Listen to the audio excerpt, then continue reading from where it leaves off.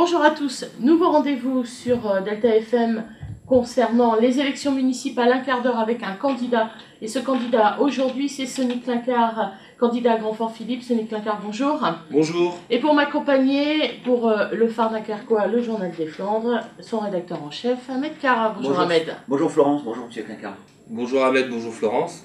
Sonny Clincard, vous changez de crèmerie, on va faire vite, mais vous étiez de longue date conseiller municipal à Gravelines, on va y revenir tout à l'heure, et là maintenant, Grand-Fort-Philippe. Pourquoi ce choix? Très bien, vous rentrez tout de suite dans le vif du sujet, ça m'arrange. En définitive, comment dirais-je, la vie nous réserve parfois des surprises, et si on maîtrisait tout, et si on était en mesure de rendre les choses plus faciles et de les prévoir, ce serait tellement, finalement, ennuyeux. Et en définitive, moi je me suis retrouvé engagé à Gravelines en effet en 1995, j'avais 21 ans. J'ai donc siégé dans le conseil municipal dans un premier temps dans la majorité. Vous en avez 39, histoire de montrer l'expérience. Voilà, donc j'ai fait deux mandats, un mandat dans la majorité, conseil municipal délégué, et ensuite adjoint au maire, pour finalement rester dans l'opposition en siégeant donc de 2001 à 2008. Et je suis allé au bout d'une certaine logique, aussi sollicité par l'entourage que j'avais à l'époque, puisque nous avions créé un GAM, un groupe d'action municipale, et je me suis retrouvé candidat. Voilà, je suis allé au bout de cette logique et je pense, avec le recul, avoir quelque part commis une erreur, notamment une erreur de casting. Et je trouve qu'en politique, on n'entend pas assez nos politiques reconnaître quand ils font des erreurs. Moi, je le dis simplement, sincèrement. Ceci dit, maintenant, vous avez fait un break, vous êtes parti en cours de mandat, vous avez fait un break. Il vous a apporté quelque chose, une certaine sérénité, un point de vue différent? Oui, tout à fait. En 2008, pratiquement dans la foulée, après avoir perdu les élections, je me suis dit, bon, je vais souffler, je vais me recentrer sur ma famille. Je revendique quelque part aussi cette expérience dont vous faisiez allusion, cette espèce de portefeuille de compétences que j'ai acquise. Et j'ai profité donc pour me consacrer davantage à ma famille, mes enfants, comme tout à chacun, en tout cas ceux qui en ont, à mon travail. Et puis de fil en aiguille, il est arrivé quelque chose qu'on ne prévoit pas toujours, et qui arrive aussi en politique, un coup de cœur, un coup de foudre à Grand-Fort-Philippe. Voilà, ça fait 10 ans que je travaille à Grand-Fort-Philippe, ma femme est de Grand-Fort-Philippe, ma belle famille, il faut la soigner, elle est de Grand-Fort-Philippe, mes centres d'intérêt, mes amis, ma première licence de football, comme je disais tout à l'heure en aparté, je l'ai signée à Grand-Fort-Philippe en 93. J'ai été scolarisé à Grand-Fort-Philippe en 83, mes parents ont tenu commerce. Bref, mon grand-père est de Grand-Fort. Je suis à Grand-Fort de cœur et presque de sang, même si j'aime pas dire ça. Et du coup, de fil en aiguille, ma candidature, c'est de, j'allais dire, logiquement imposée. Et puis, elle s'impose aussi peut-être parce que vous préférez avoir la main sur vos dossiers, plutôt qu'être conseiller municipal où on est dans l'opposition permanente, qui paralyse parfois d'ailleurs certaines décisions. C'est aussi ça l'idée? Voilà, c'est ça. Je sais par expérience qu'on peut être frustré quand on siège dans un conseil municipal où on n'a pas la possibilité d'actionner les bons leviers. Et c'est vrai que, au regard de la situation locale, qui me semble-t-il n'est vraiment pas florissante, j'ai choisi de prendre mes responsabilités, en ne choisissant pas non plus la facilité, c'est vrai, mais voilà, j'ai eu envie de me lancer. Alors, vous soignez votre belle famille, demain il va falloir séduire les habitants de Grand-Fort-Philippe. Ouais. Vous avez des projets, votre leitmotiv c'est de sortir Grand-Fort-Philippe de l'isolement. Vous avez le sentiment que c'est un peu... cette commune elle est dans l'ombre. C'est ça, il faut sortir de l'isolement et de l'impasse. C'est une commune qui est géographiquement, j'allais dire, enclavée. Donc pour la désenclaver, il n'y a pas de mystère, vous savez par quoi ça passe, la construction, le développement du territoire. Or, on est enclavé de par le fait que on a une commune qui est à la lisière entre le Nord Pas-de-Calais, hein, et qui est à l'extrémité du territoire communautaire. Donc pour la désenclaver, pour la sortir de l'isolement, il faut solliciter à bon escient les leviers qui sont l'intercommunalité, la communauté urbaine de Dunkerque, le CIVOM de la et de la Colle, le tout nouveau CIVOM qui vient de se créer. D'ailleurs, j'observe que Grand-Fort-Philippe, après en être sorti pendant 8 ans, réintègre d'un seul coup ce CIVOM de la, ce syndicat. En tout cas, en effet, le maire sortant sollicite d'y entrer. Ça vous étonne? Oui et non, en disant que j'en suis content, j'en suis heureux. Je pense ne pas y être étranger parce que j'ai mis le doigt là-dessus, il y a un petit moment déjà. On vous vole votre idée. Non, j'irai pas jusque-là parce que bon, disons que... Ça vous surprend que voilà, la veille d'élection, d'un seul coup, on se réveille en disant bah, moi voilà. je voudrais bien y aller. Je pense que le Civom de la, à l'époque, qui est devenu le Civom de la Com, en tout cas son représentant au niveau de son exécutif, sans parler à leur place, regrettait et faisait savoir fortement qu'il regrettait que Grandfort ne joue pas le jeu quelque part de l'intercommunalité et reste dans l'isolement. Ce qui fait que de fil en aiguille, en s'associant finalement dans l'intention et dans les bonnes idées, le maire sortant a fini par se rendre à l'évidence. Maintenant, ce qui est un peu surprenant, c'est qu'on annonce ça finalement sans l'annoncer publiquement à la population. On présente une délibération d'intention qui a été actée en 2013 décembre et qui fera que Grandfort-Philippe, quoi qu'il arrive, rentrera dans le Civom de la au 1er janvier 2015. Mais on ne va pas jusqu'au bout de la réflexion et de l'association. Moi, je suis très attaché à la concertation et au fait que les gens puissent être informés de ce qui se passe et qu'ils puissent aussi s'occuper de ce qui les regarde. Et en définitive, on ne nous dit pas, un, combien ça va coûter. Moi, je peux vous le dire, ça va coûter 68 000 € l'adhésion. Et deux, qu'est-ce qu'on va y faire, qu'est-ce qu'on a envie d'y faire et pourquoi on veut siéger au Civom de l'Art. Au même titre que pour revenir sur la communauté urbaine, j'observe que Grandfort appartient à la communauté urbaine depuis 1984. Et ce mandat-là aura aussi cette particularité, 2008-2014, où Grandfort-Philippe aura été la seule ville de tout le territoire communautaire à ne pas avoir sollicité, par exemple, ce qu'on appelle les fonds de concours communautaires. D'ailleurs, des subventions pour aider à la réalisation d'équipements, etc., etc. Voilà, sur le plan local, c'est porté. Est-ce que c'est pas du protectionnisme à la Grandfort-Philippoise, c'est-à-dire que c'est une commune quand même un petit peu repliée sur elle-même aujourd'hui? Votre objectif, c'est de l'ouvrir, mais comment? J'allais dire, c'est un peu pompeux, mais je le dis parce que je réfléchis à voix haute. L'idée, c'est aussi enfin de faire rentrer Grandfort dans le XXIe siècle.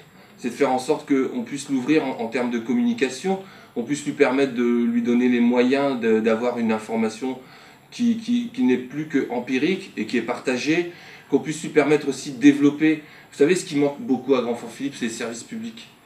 Il manque de structuration au niveau des services de la mairie. Et ça, c'est concrètement, aussi, si on doit donner un ou deux exemples. La mairie de Grandfort, par exemple, et le personnel est vraiment méritant, parce que vous savez, à Grandfort, on n'a pas de moyens, mais on a du cœur et de l'imagination, et on a de l'énergie, on sait ce que c'est que de devoir donner de soi. Mais je pense qu'il faut davantage structurer la mairie en tant que telle pour permettre à ses habitants et même au personnel d'avoir des meilleurs outils, des meilleurs leviers et d'être plus efficace au service de l'intérêt général sur le territoire de la commune. Et il y a aussi des partenaires qui doivent intervenir davantage sur le plan de la commune. Et en effet, tout ça fait qu'aujourd'hui ça n'existe pas et on est dans un espèce d'isolement et où on est sur un repli. Or, faire intervenir des services sur la commune pour lui permettre de donner aux habitants les moyens d'être informés et d'agir, ça me semble être quelque chose de tout à fait plausible. Je prends un exemple, je passe mon temps en ce moment à aller dans des familles, j'organise des réunions chez l'habitant, donc j'y vais voilà, comme je suis là, en discutant, en échangeant, et quand je vais chez des familles dont les logements sont vieillissants, c'est moi qui leur apprends que s'ils ont un problème de rénovation, de restructuration dans leur logement, ou même d'accessibilité, il existe des leviers tels que la communauté urbaine ou la PAM, dont le directeur est à mes côtés, Gilles Canet dans l'équipe, pour pouvoir justement aider les locataires, voire les propriétaires, à se sortir un petit peu de cette impasse. C'est aussi ça finalement, l'impasse dans laquelle on est plongé à Grandfort-Philippe. Ahmed Kara, du Phare Dunkerquois, Journal des Flandres. Donc plus de sollicitations de la communauté urbaine de Dunkerque, plus de sollicitations, on imagine, du Civom demain, du conseil général, du conseil régional.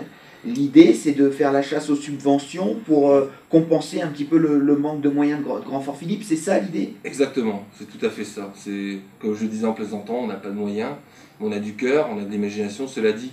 Et des idées? Des idées, oui, des idées on en a, parce que bon, il faut, avant d'avoir en effet, comment dirais-je, la volonté de solliciter des subventions ou d'actionner des leviers, il faut avoir des idées, il faut avoir des projets, il faut avoir du concret. Maintenant, il faut se rendre aussi à l'évidence, toute proportion gardée. La ville de Grandfort fait qu'on va davantage intervenir sur le cadre de vie, on va davantage intervenir à travers le Civom de la communauté urbaine et d'autres partenaires sur l'amélioration justement de ce cadre de vie. Ça passe par un réagencement, un redéploiement justement des services, un réaménagement de la commune, une dynamisation au niveau de du tourisme notamment, parce que Grandfort a du potentiel, a des atouts. Son territoire est vraiment charmant quand on accueille des gens de l'extérieur. Le but aussi, c'est de faire en sorte de pouvoir récupérer de l'attractivité de la commune voisine qui est Gravelines.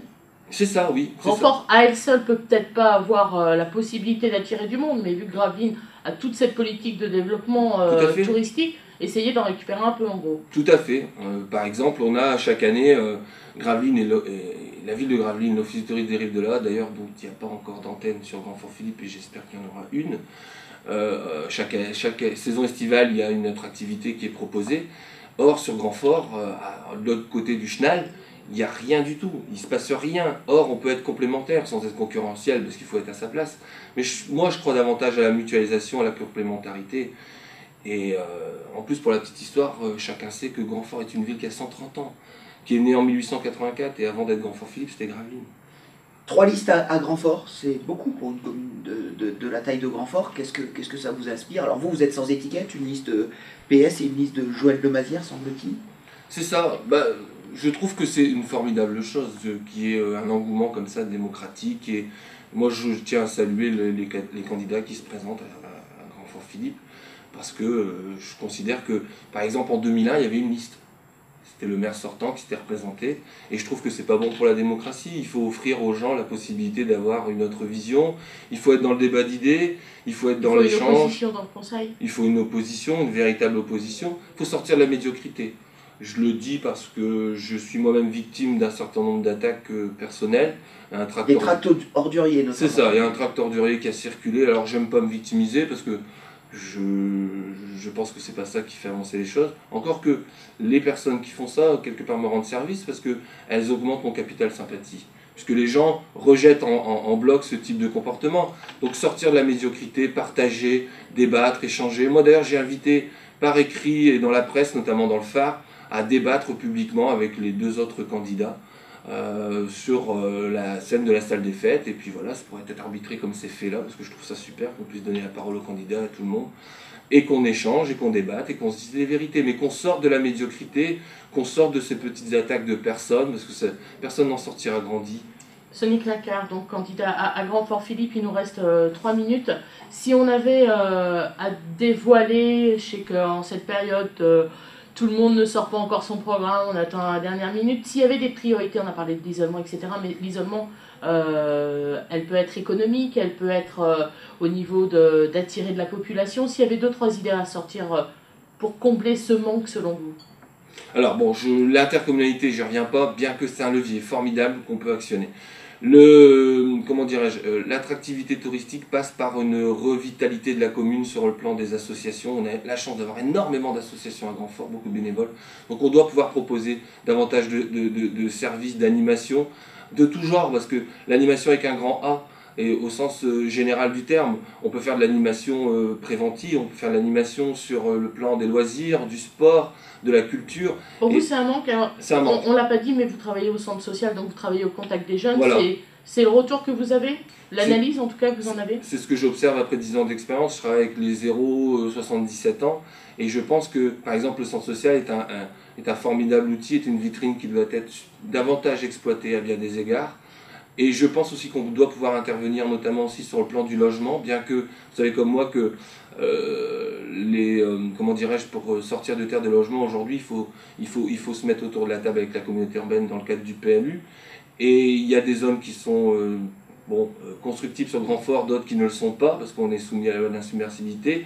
Il y a des terrains privés, mais il y a des leviers qui peuvent être actionnés. Moi j'aimerais qu'on puisse par exemple construire du logement davantage, notamment là où il y a ce qu'on appelle le City Stade, à Grandfort-Philippe. On le démonte, on le met ailleurs, pourquoi pas à l'Estran, en face du centre social, où on raménage toute cette zone, où on fait un parc de jeux, justement en partenariat avec le Civum de la par exemple, familial, sécurisé, et où on peut faire sortir de terre du logement, et puis maintenir chez nous nos aînés, et faire en sorte que notre jeunesse ne fuit pas, parce que la vitalité d'une commune passe aussi par sa jeunesse. D'accord. Votre calendrier là, alors, samedi 1er février, je présente la liste et une partie de du projet, parce que je travaille encore en réunion chez l'habitant jusque le 15 mars s'il le faut, pour pouvoir collecter toutes ces infos, toutes ces données, et pour que les idées qui en ressortent soient les idées de la population. Donc samedi 1er février à 11 h, je vous donne rendez-vous à l'Univers pour découvrir la liste et les grandes orientations et les grandes lignes. Eh ben, le message est passé auprès des grands forts philippois. Merci beaucoup, Sonic Lacard, d'être venu dans notre émission. Merci, Ahmed Kara. Merci à vous. Et je vais profiter de l'occasion, Ahmed Kara. On rappelle que chaque semaine, dans le Journal des Flandres et dans le Phare Dunkerquois, il y a tout un tas de pages sur les élections municipales. Oui, brièvement. tout à fait, 8 pages, un cahier de 8 pages, 12 pages de temps en temps, avec des rubriques un petit peu particulières. Voilà, C'est du boulot. Hein. Voilà, c'est rigolo. Merci beaucoup. Merci à vous.